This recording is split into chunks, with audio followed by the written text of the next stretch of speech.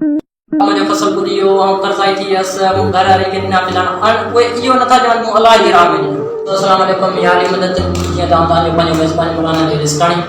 मुझे दोस्तों मुझे अजीजो मुझे भाइरो मुझे उम्मीद है तमाम सब ठीक ठाक हैं खुश हो मुझे दोस्तों अज इन नंढड़ी वीडियो में असां सां मुखातिब आहियूं तो उम्मीद है तव्हां हिन वीडियो खे पूरो ॾिसंदा मुझे दोस्तों ॾिसो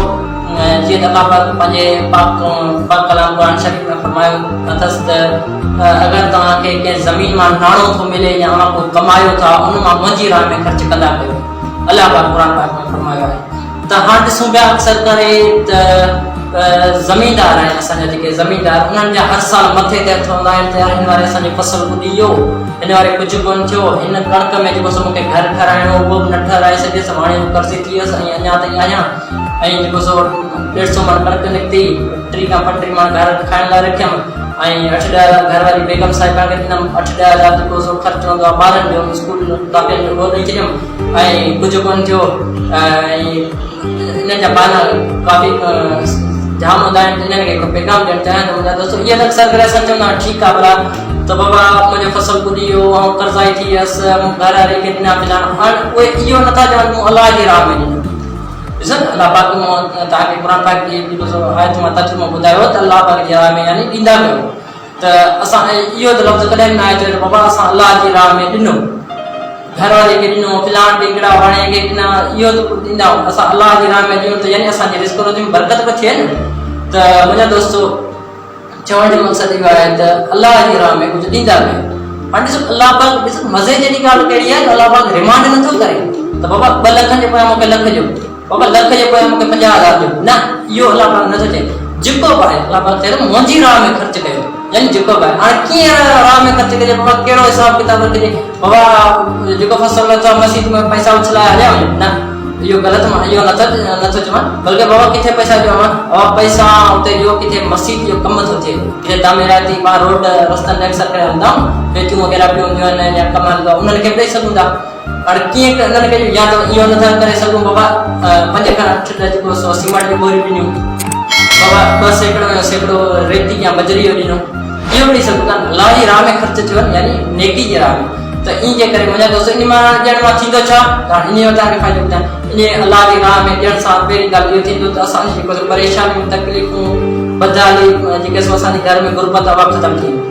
यानी रिस्क रोज़ी में बरकत थींदी असांजी सोच आहे जेका सोच दिमाग़ जी नज़रियो ठाहींदा आहियूं उहो बहितर थींदो उहो असां जेको सो उते तरक़ी सोचींदा आहियूं ॾिसो इंसानु हिकिड़ी कोशिशि कंदो आहे जेको मंज़ूरु अलाह खे हूंदो आहे उहो ई थींदो आहे त इन जे करे महिरबानी करे अलाह जी राह में ॾींदा कयो त हाणे इहो त मां तव्हांखे ॿुधाए छॾियो ठीकु आहे हाणे मज़ूर मुंहिंजी ॾिसे पियो वीडियो मज़ूर आहे जेको 800 या 1000 रुपया जेको सो ॾियारी कमाईंदो आहे हाणे उहो मुंहिंजी वीडियो ॾिसे पियो हाणे उहो मूंखे थी सघे बेस मूंसां करे कमेंट्स ते हेॾा होॾा त उनखे मां नथो चवां ठीकु आहे अलाह पाक क़ुरान पाक में फरमायो त मुंहिंजी राह में ॾींदा कयो त हाणे राह में हाणे हू हाणे पंहिंजी अलाह पाक एतिरो ज़ोर बि न आहे रखियो त बाबा तव्हांजो कर्ज़ु लॻंदो हू नथो ठीकु आहे हू पंहिंजी ज़रूरत मुताबिक़ यानी पूरी थो करे उहो न ॾिए त ख़ैरु आहे हाणे असां मां उन्हनि खे पैगाम थो ॾियां जेका मथनि ते हथ हूंदा आहिनि त मूं पाणीअ जो जेको अञा कर्ज़ु भरिया पियो जेको सो बदहाली लॻी पई आहे उन्हनि खे पैगाम थो ॾियां अलाह जी राह में ख़र्चु कयो त मां मज़ूरनि खे नथो चवां बल्कि उहे पंहिंजी रज़ा सां ॾियनि त ॾेई सघंदा को हुज न आहे त उन्हनि ते एतिरो यानी न आहे त हाणे ठीकु आहे भला मूं ते अव्हांखे इहो फ़ाइदो ॿुधाए छॾियो बाबा ॾियण सां इहो फ़ाइदो थींदो अव्हांजी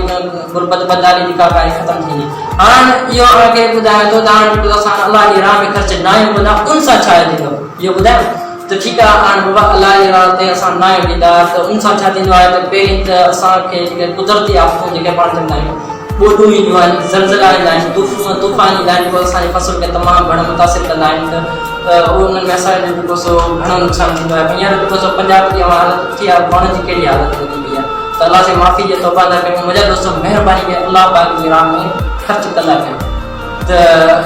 अव्हांखे जेको सो यानी अलाह पाक भंडारनि में शामिल कयो ख़ुदि अलाह पाक क़ुरान जा लफ़्ज़ आहिनि मां जेको खसीस हिकिड़ो इंसानु आहियां जेको सो अव्हां ते हिकु पैगाम पहुचाईंदो आहियां मुंहिंजा दोस्तो अगरि बुरो लॻे त माफ़ु कजो को मसइलो न आहे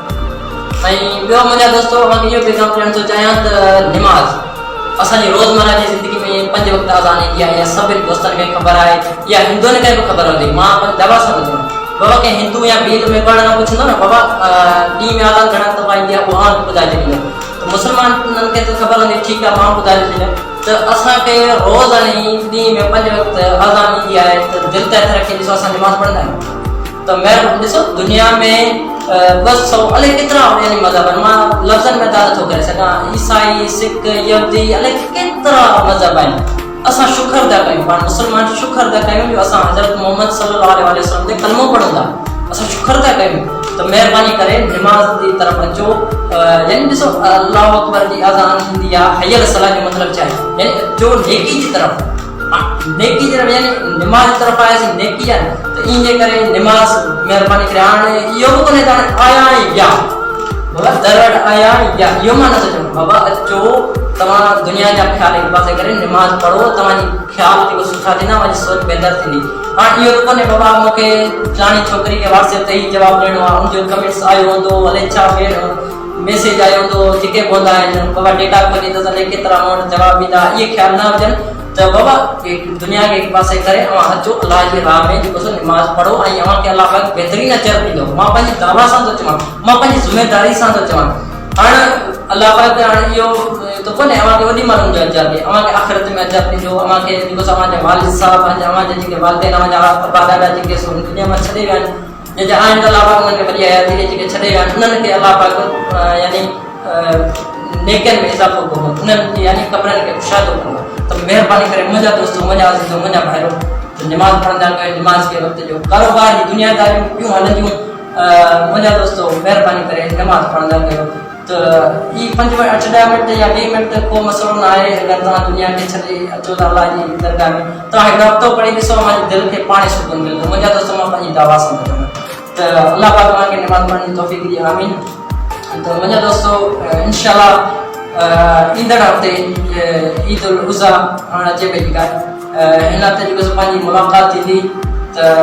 नेक्स्ट वीडियो ते इंतज़ार कंदा पंहिंजे महिरबानी क़ुरान अली ॾिसकाणी खे ॾींदा इजाज़त जिथे मुंहिंजो ख़ुशि हुजो जादे पेर तादे ख़ैर अल्लाह हाफ़िज़।